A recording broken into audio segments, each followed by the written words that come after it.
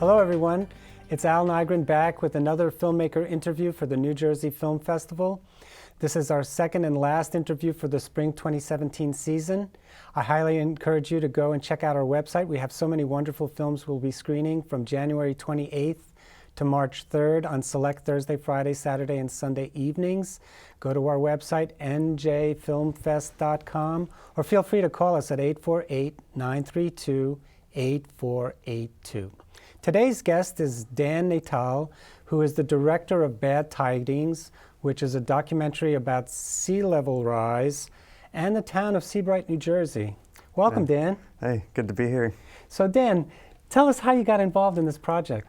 Well, I started this project in my professor Dina Seidel's documentary class. At Rutgers. At Rutgers, yeah. And we basically were doing a film about climate change. So I was like, how do I tell a climate change story in New Jersey? So I remember that Hurricane Sandy was this big thing that hit, the East Coast. And upon interviewing the mayor of Seabright, I realized that Seabright was actually sinking because of sea level rise. And now they're struggling to find out, what to do about that. So yeah. Yeah, I mean, I didn't really realize it was a barrier island. And I didn't realize that by a certain year there may not be a Seabright because of sea level rise.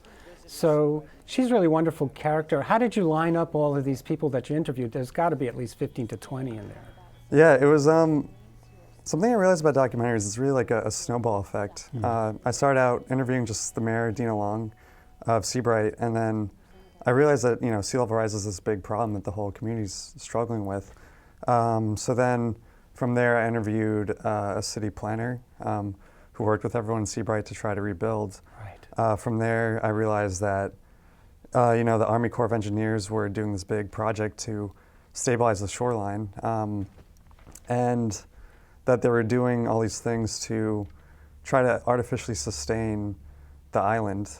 Which was really not going to do anything to help sustain it. Which is the most fascinating part about this whole thing is that, one, we're spending hundreds of thousands, sometimes millions of dollars on these replenishment projects using taxpayers' money, and no one's totally sure if that's going to do if it's doing anything. So that's one of the most fascinating things about the story is that we're running around trying to protect these people on the shore, and we don't even know if it's the right thing. But yeah, it was really you start out from one person, they tell you to talk to another person, and then I realized that there's this huge controversial issue surrounding people who just want to live on the shore. So it's, they kind of don't want to.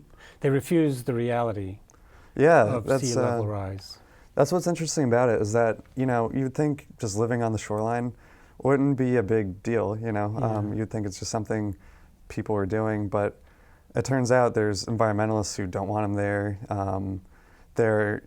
The whole existence of their homes is kind of. I don't know what the word is, but it's unnatural, and it's a really complicated issue, and something that people, even here aren't really totally aware is going on, and it's a climate change story like in our own backyards. Yeah, one of the people who was impacted by Hurricane Sandy, who punctuates your film and kind of ends the film too. I don't remember her name, but she was living in a trailer.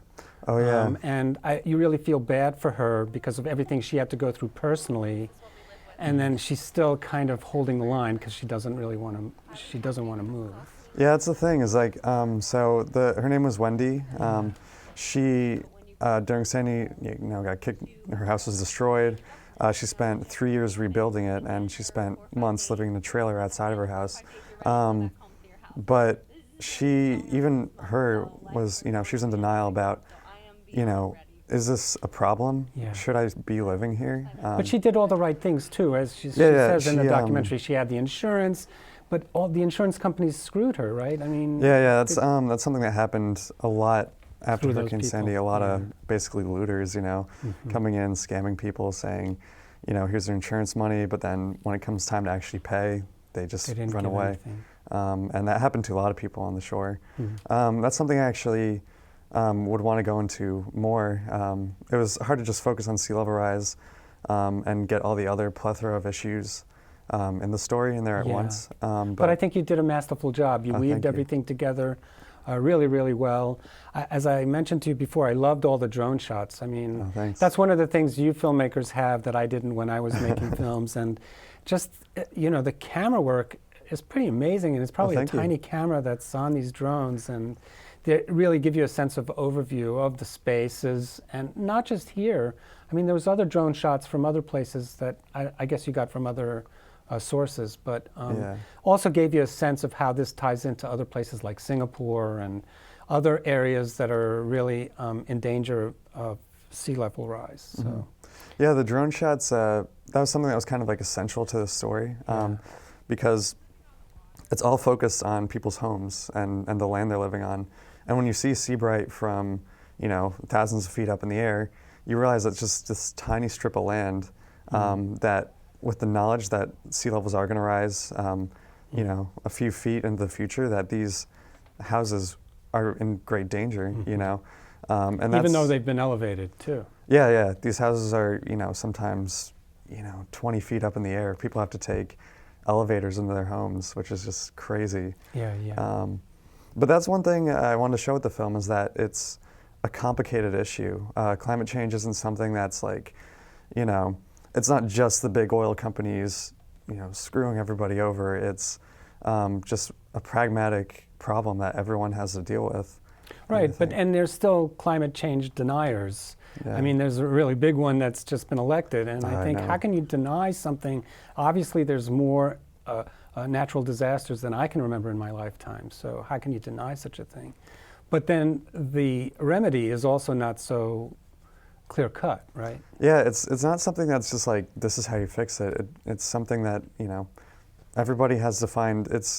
It'll pop up in different ways around the world, but this is New Jersey's biggest climate change problem. Definitely, since we have so much of the coastline. Anyway, thanks so much for joining us, Dan. Folks, you've got to see this film.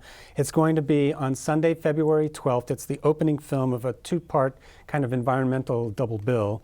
And it'll be taking place on Sunday, February 12th in Voorhees Hall, room 105, on the College Avenue campus of Rutgers University in New Brunswick, New Jersey, at 71 Hamilton Street. Dan will be there to do an intro and a Q&A, and there will also be free food courtesy of Jimmy John's as an additional incentive to come and check us out. If you need further information, please go to our website, which is njfilmfest.com, or call us at 848-932-8482. Thanks so much for listening, and Dan, thanks so much for coming. Yeah, thanks for having me. Projections for 1 foot, 3 foot, and 5 foot sea level rise, and each one has a different impact on Seabright.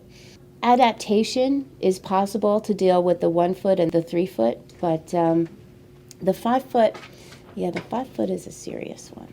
But there's an if. I mean, it's if these models are correct, because it's not just Seabright that's gone. It's it's Atlantic City is gone, Lower Manhattan is gone, parts of South Jersey by Cape May are also gone.